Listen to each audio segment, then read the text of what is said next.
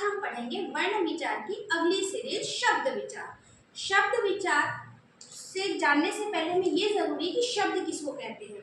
वर्णों के सार्थक समूह को शब्द कहते हैं। वर्णों के सार्थक समूह को शब्द कहते हैं। हेमंत, जैसे कि हेमंत आगरा गया, इसमें कुल कितने शब्द हैं? इसमें कुल 3 शब्द हैं। उसी तरीका इसमें कुल कितने शब्द हैं? 1 2 3 4। नीरज आज नहीं आया, 4 शब्द। राखी इधर आ, इसमें कुल कितने शब्द? 3 शब्द। तो आप देख रहे हैं कि प्रथम वाक्य में 3 शब्द, द्वितीय वाक्य में 4 और तृतीय वाक्य में 3 शब्द हैं। तो क्या आप ये बता सकते हैं कि हेमंत शब्द में, नीरज शब्द में और राखी शब्द में कुल कितने वर्ण हैं? तो हेमंत हम विस्तारित रूप करेंगे हेमंत का, तो ये कैसे बनेगा?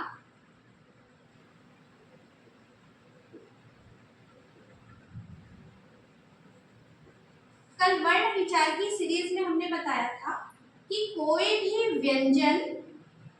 व्यंजन का उच्चारण बिना स्वर के मदद के संभव नहीं है। तो हेमंत ह ए, म हलन अ प्लस न हलन त हलन प्लस अ। तो देखिए कुल कितने वर्ण हैं इसमें? 1 2 3 4 5 6 7। तो मतलब इसमें कुल 7 वर्ण हैं। अब आप मुझे कमेंट बॉक्स में बताएंगे कि नीरज और राखी शब्द में कितने वर्ण हैं। चलिए, शब्द के रूप या शब्द के भेद। तो शब्द के भेद हमारे 3 प्रकार के हैं। पहला है स्रोत के आधार पर, रचना के आधार पर और अर्थ के आधार पर। तो स्रोत के आधार पर शब्द को 4 भागों में बांटा गया है। पहला है तत्सम शब्द, तद्भव शब्द, देशज शब्द और आगत शब्द। पहले हम देखेंगे तत्सम शब्द। तत्सम शब्द वे शब्द कहलाते हैं जो संस्कृत भाषा से एज इट इज हिंदी भाषा में शामिल कर लिए गए हैं, उसे हम तत्सम शब्द कहते हैं। जैसे कि तत्सम शब्द में आपका चला जाएगा दुग्ध, गौ या धेनु, जल, इस तरीके के ये हमारे तत्सम शब्द हैं।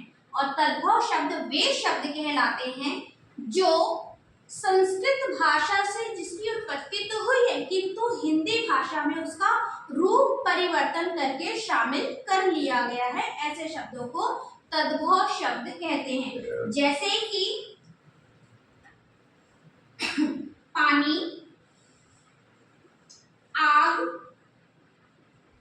हवा आदि। देशज शब्द वे शब्द हैं जिसकी उत्पत्ति इसका विग्रह करेंगे देश धन ज, मतलब देश में ही जिसकी उत्पत्ति हुई है, ऐसे शब्द जो देश में ही उत्पन्न हुए देशज शब्द कहलाते हैं। जैसे कि लोटा, डाकिया आदि। आगत शब्द या विदेशी शब्द जो दूसरे देशों से जो शब्द हमारे भारत देश में हमारी भाषा शैली में आ गए हैं उसे हम आगत शब्द कहते हैं। जैसे कि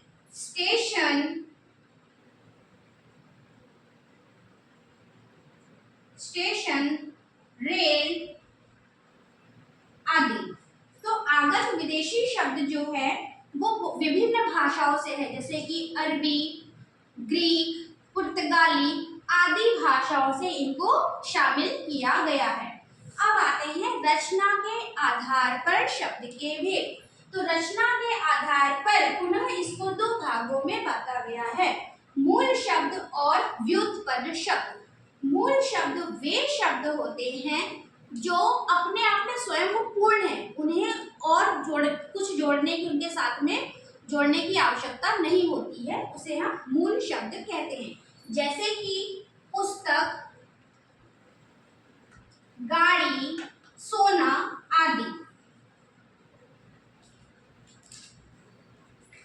व्युत्पन्न शब्द को दो भागों में बांटा गया है, यौगिक और योग रूढ़।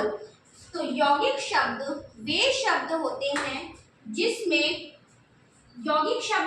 जिसमें हम प्रत्यय आदि लगाकर फिर से हम नया, मूल शब्द में प्रत्यय आदि लगाकर फिर से नया शब्द बना लेते हैं, इसे हम कहेंगे यौगिक शब्द। जैसे कि गाड़ी धन वाला, गाड़ी वाला, सुंदर धनता, सुंदरता, गाड़ी वाला, सुंदरता आदि। योग रूढ़ शब्द में उन शब्दों को ही शामिल किया जाता है जो सिर्फ किसी एक ही ओर इंगित करते हैं। जैसे कि लंबोदर,